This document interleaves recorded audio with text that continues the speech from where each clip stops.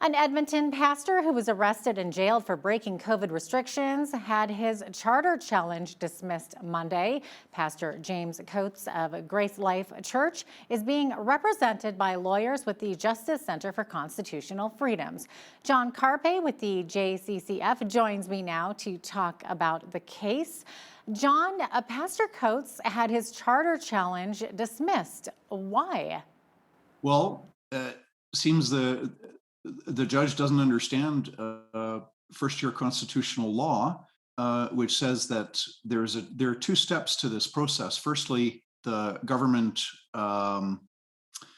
firstly, the court has to determine whether charter rights and freedoms were violated, and secondly, as a very separate process, the court is supposed to rule on whether that violation of charter rights and freedoms is demonstrably justified with compelling evidence in a free and democratic society.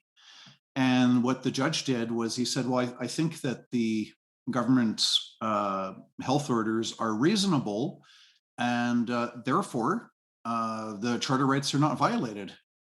He seems to completely misunderstand that there's a very separate process there. And what was your reaction when the judge ruled this way?